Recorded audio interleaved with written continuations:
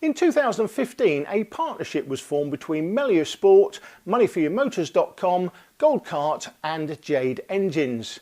The season proved fruitful with wins in 2 of the 4 rounds of the Super 1 British Karting Championships for driver Dean Hale. Here are those race wins at Llandow in South Wales and Larkhall in Scotland, but we start with a short promotional film to highlight the brand partnership between the team and sponsors. New sponsor this year for you, Money for Your Motor. How important has that been? We've not seen you in Super 1 for a while, so that must have been quite important for them to come on board. They've been a big help, and yeah, I wouldn't be here without them.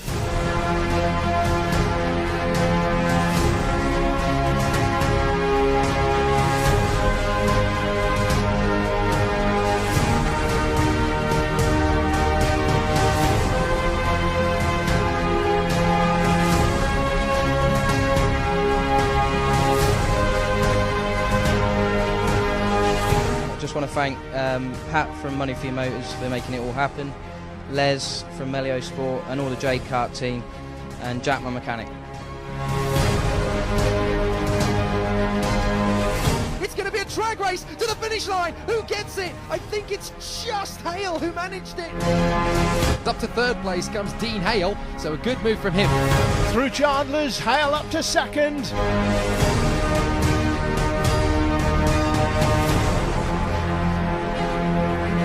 May look up the inside into Chandler's. This is his favourite spot, up the inside, and that's the lead for Dean Hale.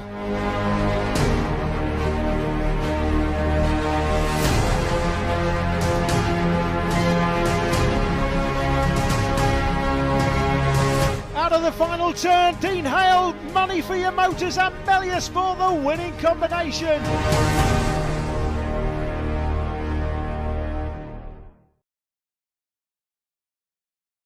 Senior X30 about to get underway. What's the worst thing that can happen when you're on pole for the final? Your kart not starting. Collings is out before we even get started, so Jones and Flynn are on their own at the front, and Flynn gets the advantage. We're on board with Ewan Wilson as he runs behind Flynn and Jones through the hook for the first time, but Jamie Flynn in the RFM kart has moved into the lead. Looks like Dean Hale there in 4th place, is it? Yeah, Dean in 4th. Did a little bit of contact with Ewan Wilson in front, but no damage done through the hook. Jamie Flynn started P2 and through to 1st place. So Collings has had a sterling day all day, just can't get it going for the final. Disaster for him. No, indeed. And Craig Mooney now up into 5th position behind the leading 4, getting very close indeed in the chicane there as Dean Hale in the 4th position kart, gets a little bit close. We're looking at Zach Jones in front of us, started pole position thanks to Collins' demise, and now he's there in 2nd position as we ride on board with Ewan Wilson once again at the end of the 1st lap, and it's going to be very tight indeed, this battle, because Jones looks to be the equal on pace for Flynn at the moment.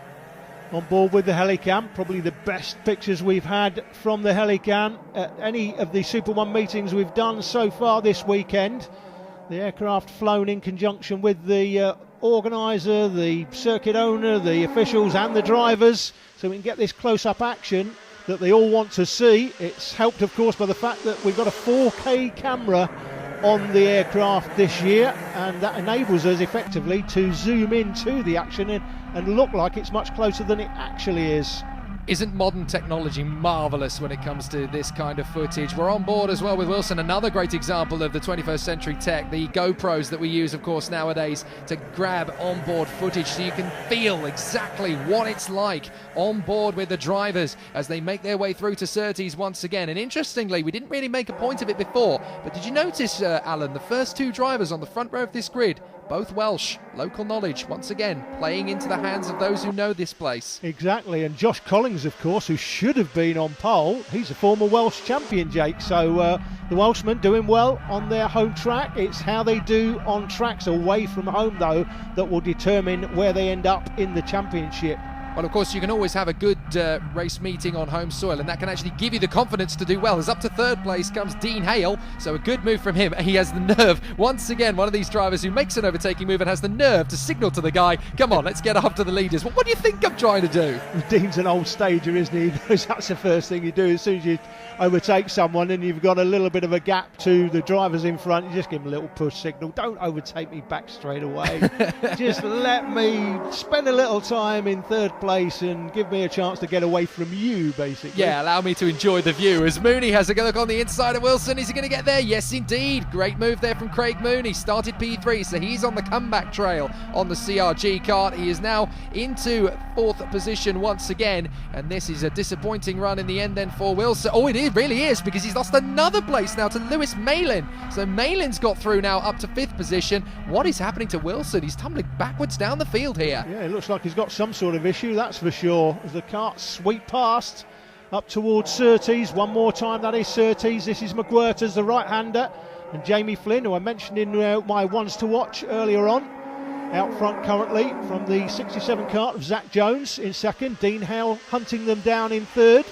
First weekend, of course, this for the X30 class in 2015, and they've put on a great show so far in both the seniors and the juniors. On the subject of the juniors, actually, Alan, there was some debate as to whether one of the drivers could have got a 5-place penalty for illegally making a place. Why is it a 5-place penalty? Well, Phil Cox, the clerk of the course, explained this to me last year. He said the reason we would give a 5-place penalty is because on the last lap, if you think you can nudge the leader out the way and make up that place and get the lead and win the race, and your only penalty is going to be a 1-place penalty, why would you not have a go? You'd automatically have a go. So that's why the 5-place penalty automatic is in place, as Dean Hale comes up the inside. As he held on to it though, Jake? Only Justin Jones has got into 3rd position to hold off Mooney. It looked as if Mooney was going to get through into 3rd place, but Jones just managing to shut the door in time. Great battle now for 2nd position between these three, and there is some absolutely fantastic work. Well, this is Wilson on board. He's in trouble.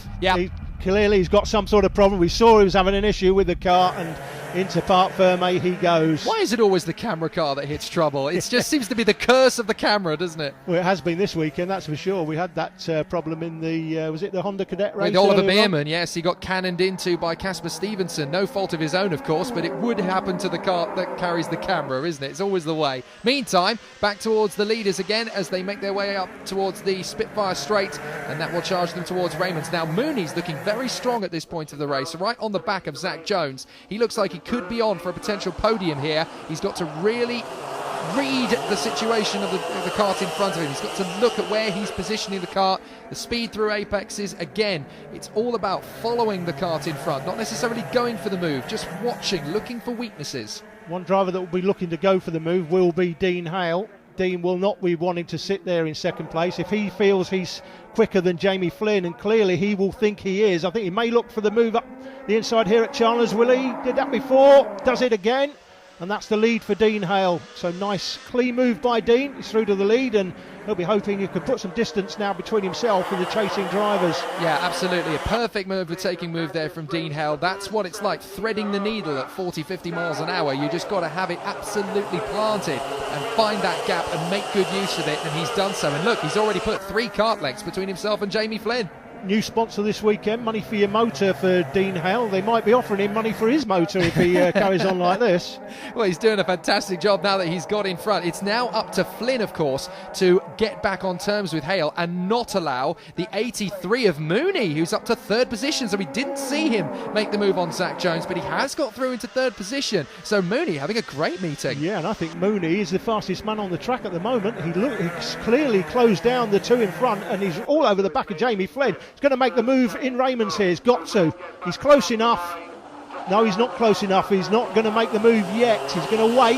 Yeah, he's got to get through as quickly as possible, though, Jake. Can't allow Dean Hale to get away in front. Well, absolutely. I mean, he could have made the move into Raymond's, but it's one of those low percentage risk moments, isn't it? I mean, you have to assess, is it worth going for it now, or do I have an opportunity to gain a few more tenths, get a little bit closer, and then make the move? If you just banzai, anything can happen. You could burn out your tyres, you could end up hitting the kart in front. You've got to time it right. Yeah, Flynn's getting closer to Hale in front. We're coming to the business end. This is the penultimate lap. They'll get the last lap ball when they go over the line this next time round. Flynn getting closer, but is Mooney close enough for the move here. He's clearly close enough. I think he's got to go for the move down the inside. Doesn't do it. He doesn't make the move. That is such a surprise. Surely you'd think that with a lap to go as they now cross the line, this is the moment you've really got to start making that overtaking move. Maybe Mooney's got a trick up his sleeve we're not sure of. You know what? I think that's just won Dean Hale the race, because Flynn now is just going to be trying to hold on to second. He knows he's not close enough to Hale. Mooney and Hale with the fastest lap between them, 43.85. But look, you can see Flynn looking over his shoulder. He's not thinking about the win now. He's thinking about holding on to second. So in the space of one lap, he's made the switch from optimism to realism. It's a little bit conservative, of course. Championships have got to be won, and they can be won or lost in bad judgment calls. So he's hanging on to that second position. Hale has got the win here. Mooney, again, not close enough, sadly, to go for that second position. Although Flynn does have one final look just in case there's a mistake, but there isn't one. Dean Hale grabs the win in fine style. Second position for Jamie Flynn, from Craig Mooney in third. Zach Jones coming home in fourth on home soil. Malin, Goldsmith, Wilson is the finishing order, although Wilson, of course, didn't get to the end of the race, and Collins sadly didn't even start it. Dean, well, kind of a long question. It's been a really tough day for you. You start off, you get fired off by a teammate and retire in the first final. You then have the pole sitter failing to start the second final, and you have to come to the back to win. Try and describe your day. Yeah, it's been a hard weekend. I mean, I started like about half a second to a second off the pace on Friday. We had quite a steep mountain to climb. But yeah, sat on the grid in final at the back, and see Josh didn't start. I thought I'd try and make me opportunity count. And yeah, just kept pushing Jamie, and he's bloody hard to break down. But yeah, we got there in the end. I just want to thank Pat from Money for Your Motors for making it all happen, Les from melliosport, and all the Jade Kart team, and Jack, my mechanic. Welcome back to the Stevenage Sheep Metal Super 1 British Karting Championships. It's Senior X30 up next. Joining me is the winner from Landau, that's Dean Hale. Now, Dean, you were in the Rotax classes for a lot of years. In X30 now, tell me a little bit of difference between the two engines that you found. Mainly, the way I describe the Iami X30 is it's the speed of a Rotax with the throttle response of a TKM, basically. So with the Rotax, when you're driving it, you have to sort of ease the throttle on out of the corners.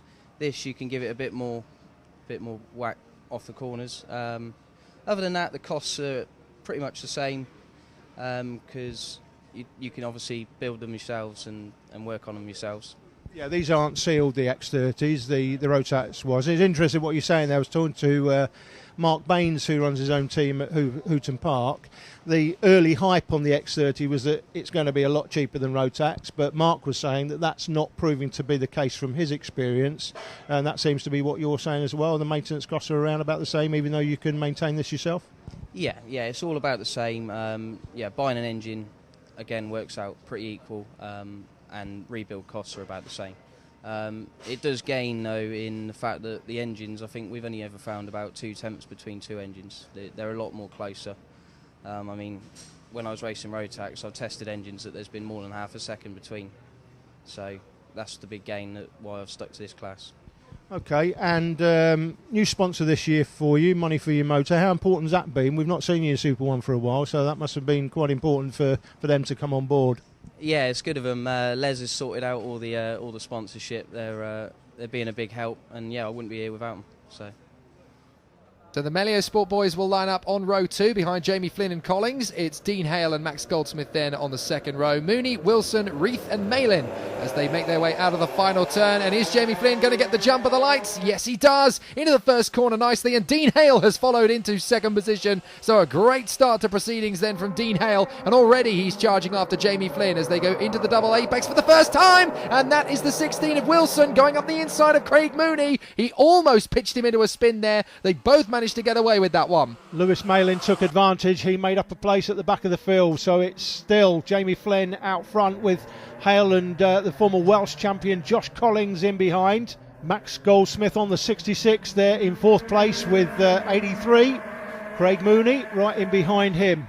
Well, it looks as if the leader is already going defensive here. Jamie Flynn.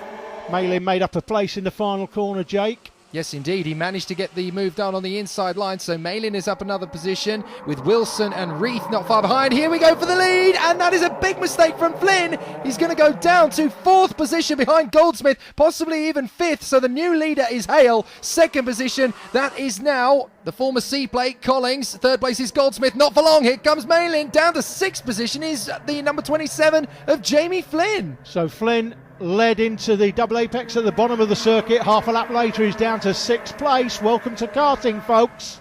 Pay attention, kids. You might learn something. The senior X30s are having an absolutely cracking battle, but Hale has now hit the front. Collings in 2nd position. 3rd is now Malin, doing a brilliant job in 3rd position. Goldsmith 4th. Here comes Mooney up the inside. Can he get the move done? Yes, he does. He positions himself very nicely there for the first of the apexes. Now, they need to be careful because Flynn is going to be on the comeback charge in 6th position. He's going to want to try and get onto these two very quickly. In fact, here he comes up the inside of Goldsmith to take on both of them. Oh, he's collided with both of them. Mooney and Goldsmith collide with Flynn, and that is an absolute disaster for all 3 of them. It looks as if Mooney's got away best of the 3. Goldsmith has got going, but unfortunately, I hate to say it, Flynn might have been the architect of his own demise there.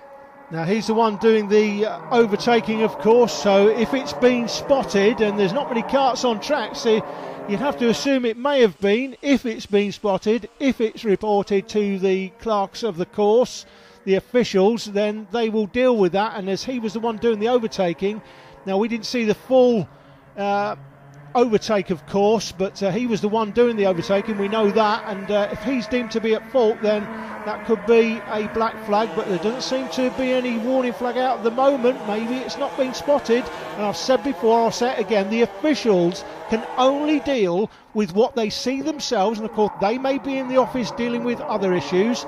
They can only deal with what they see themselves or is reported to them, nothing else. Malin's got a problem. Sorry, Alan. Malin's got a problem. From 3rd position, he is definitely in trouble. The kart is slowing dramatically. Up to P4 has come the 88 of Oliver Reith. So he is there in 4th behind the new 3rd place man, Ewan Wilson. Malin has definitely got a problem. He was overtaken round the outside at turn 1 by Wilson. He has definitely got issues with the kart. Look, he's adjusting something to his right there. He is desperately trying to get that kart up to full speed again, but Wilson is now through to 3rd. 4th position is the 88 of Reith, and down to 5th place goes the 32 of Lewis Malin. Looks like he may be adjusting something on the carburettor, possibly, not so sure. Well, in fact, as we switch across there, looks like he's hitting the top of the spark plug cap, so he's obviously not happy with something not running properly on that kart. Anyway, that looks like his race is over. Yeah, Mooney's gone through into 5th position, and Malin is just going backwards, unfortunately, down the field. Here comes Goldsmith to try and close him in, and it won't be too long before Jamie Flynn is there behind him as well. What a shame for Malin. He had a podium pretty much sewn up there, actually, because he got a good gap to the drivers behind him, and after that contact with Flynn, Goldsmith and Mooney, that was very much his podium for the taking, and it's now fallen apart at the seams through mechanical gremlins. This is starting to feel a bit like Monaco 96, when no drivers ended up coming through. They only had 3 finishers in the Formula 1 race. Now we're getting karts tumbling by the wayside here at Lark Hall in Senior X30. This is a bizarre race. Dean Hale doing well to stay out front, though. He's the one being chased. It's easier to chase than be chased, but Hale is hanging on to that lead. He's not got much of a lead. Collings there, highly experienced driver, former Welsh champion. That looks like Dean Hale may have a problem with his exhaust here. It's bouncing around. I don't like that, and there's a chance he could get a mechanical flag if that gets much worse. Do you remember when James Hunt in Monaco said, we've got a ridiculous situation, we're waiting for a winner to come past and we don't seem to be getting one? We're starting to have a race a bit like that. There is smoke, by the look of it, coming from Dean Hale's kart now. Am I right in seeing there's definitely some smoke? Not so sure, can't see very much there. But he's I holding on out front, but look at that exhaust, it's bouncing on the brackets. If that gets worse, they'll give him a mechanical flag for that, because they'll be worried, as you see it bouncing up and down. Absolutely. They'll be worried that it's going to come off and fly into the face of the driver behind, of course. At the moment, he's okay. I think it's all right, but it is bouncing around, and of course that can affect the performance of the engine as well. But Collings just can't seem to get close enough to make the move. This is a good performance by Dean Hale, highly experienced driver, of course, as is Josh Collings, though. And look at this, he's getting closer. He can judge his braking on what Dean Hale is doing. and he's certainly getting slightly closer to the leader. Well, is Josh Collins going to get the victory in this race by virtue of the fact that his kart is holding together? It seems to be that kind of race at the moment. It is so bizarre what we're seeing. We've seen a 3-kart pile-up and all 3 drivers now drop to the back. We've had Malin in 3rd position fall back, and now we are not sure, but we think that Dean Hale has a problem related to the exhaust. It is flapping in the breeze. You can see it as he bounces over the curbs, and Josh Collins is now just reeling him in. Now, we have got a very bizarre set of circumstances if Hale's kart decides to give up the ghost as well. But from Josh Collins' point of view, it could be an absolutely perfect chance to seal the victory, but he's going to push on. 2 laps to go as they cross the line this time, so he's only got 2 laps to get past Dean Hale. Dean, if he has a look and sees him there, may start defending. He's not defending yet, down into the double apex at the bottom of the circuit. 1.5 laps to go. Collins certainly getting closer. He's got closer, but he just can't seem to get right onto the back of him and make the move. Well, he's close enough to see that exhaust flapping in the breeze. I wonder, is he actually being slightly too cautious here? Is he seeing that? Well, no, sorry. No. He is actually closing in now. My apologies. I was just saying, He's closing in. in. He's not going to be bothered about that, whether it's flapping around or not. He's just going to try and make a way past. There's the starter holding out the last lap board. Last lap as they go past this time through the left-hander down to the left-hander, second left-hander down to the double apex. So Collins put in the fastest lap, but he's not in track position. I smell a battle royale on the last lap here. If he gets a whiff of opportunity, he is going to gung-ho for it. Into the right-hander they fly, and Collins is right on the back of Hale. Can he throw it up the inside? Not quite close enough. Surprised he didn't there. He left the door open, Dean Hale. Surprised he didn't have a go there. Mate, look, here in the final turn, Jake. Here he goes. Let's see. Can he make a slingshot? He's going to go for it. Hale defends to the inside line. Collins is going to get the switch back. It's going to be a drag race to the finish line. Who gets it? I think it's just Hale who managed it. Collins was so close to him over the finish line, but it looks to me as though Dean Hale has just hung on for the victory in front of Josh Collins. We wait for the timings. Yes, it is confirmed. Dean Hale just beating Collins by 0.07 of a second. Get this, their sector 1 times were identical to the 100th of a second, and then there were 0.02 of a second between 2 and 3. Nothing between them in that race. Hale just beating Collins by a couple of centimetres. Wilson in 3rd place in front of Craig Mooney. Reith, Goldsmith and Jamie Flynn finish off the runners, with Lewis Malin unfortunately retiring from the race after just 5 tours of the circuit. But what a victory for Dean Hale by just 0.07 of a second. Another race win for you, Dean, but you were kept honest in that one, weren't you, all the way through? Yeah, it's pushed me hard right away from the start. Luckily, I managed to get into the lead from 3rd. I was hoping to be a little bit quicker than Josh, but didn't work out that way. Just had to defend on the last lap, and played out well. Just want to thank the melliosport.com. Hopefully they'll enjoy watching it on TV at home.